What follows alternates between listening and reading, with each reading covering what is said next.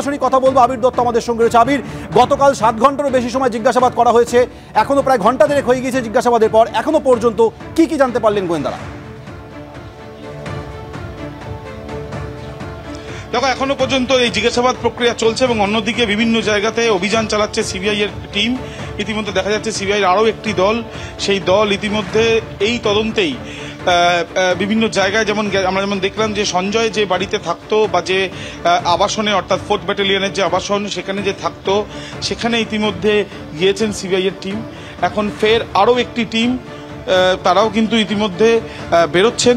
এবং তোমায় জানাই যে একদিকে যেমন এই অভিযানগুলো চলছে এবং অন্যদিকে সন্দীপ ঘোষ, তাকে কিন্তু এখনো পর্যন্ত জিজ্ঞাসাবাদই চালানো হচ্ছে এবং তার হাতে বেশ কিছু কাগজ ছিল বা ফাইল ছিল, সেই ক্ষেত্রে সেগুলোও কিন্তু খতিয়ে দেখা হতে পারে বা তিনি নিজে সিবিআইকে দেখানোর জন্য বেশ কিছু কাগজ নিয়ে এসছেন, সেই বিষয়টাও কিন্তু রয়েছে। সব মিলিয়ে এক প্রকার বলা যায় যে এই তদন্তে জোর কিন্তু বাড়ছে, বা একদিকে জিজ্ঞাসাবাদের প্রক্রিয়াগুলো চলছে, আরেক দিকে দেখা যাচ্ছে সিবিআই বিভিন্ন জায়গায় অভিযান করছে এবং এই অভিযান করে সেখান থেকে তথ্য প্রমাণ সংগ্রহ করার প্রক্রিয়া চালানো হচ্ছে।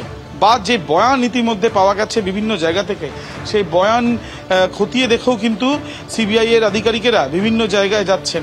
ইতিমধ্যে দেখা যাচ্ছে যে একজন আইনজীবীকেও দেখছি আমরা, তিনিও এখানে কিন্তু এই গাড়িতে উঠলেন এবং এই সিবিআই এর টিম তারা নির্দিষ্টভাবে এই মামলা পরিপ্রেক্ষিতে এর আগে দেখা গেল যে 4th ব্যাটালিয়নের যে আবাসন আছে সেখানে গেছে, আরও একটি জায়গায় তারা যাচ্ছেন এবং ফরেন্সিকের একটি টিম আরজিকর মেডিকেল কলেজ হাসপাতালে গিয়েছে এবং অন্যদিকে একজন ফরেন্সিক বিভাগের, আরজিকরের ফরেন্সিক বিভাগের একজন, তাকেও কিন্তু আজকে ডেকে পাঠানো হয়েছে এবং তাকেও জিজ্ঞাসাবাদ করা হচ্ছে, সেই ছবিটাই আমরা দেখতে পাচ্ছি। আবির, তুমি আমাদের সঙ্গে থাকো। আপনাদের সরাসরি যে ছবি আমাদের প্রতিনিধি দেখাচ্ছিল, একদিকে সিবিআই গোয়েন্দারা সন্দীপ ঘোষকে 2 ঘন্টারও বেশি সময় ধরে জিজ্ঞাসাবাদ করা হচ্ছে, এর পাশাপাশি কলকাতা আর্মড ফোর্সের 4th ব্যাটালিয়ন অফিসে সিবিআই গোয়েন্দারা গিয়েছেন। অন্যদিকে সিবিআই এর আরও একটি টিম আরজিকর হাসপাতালে গিয়ে সেখানে নতুন করে 3D স্ক্যানার নিয়ে বৈজ্ঞানিক তথ্য সংগ্রহ করছেন।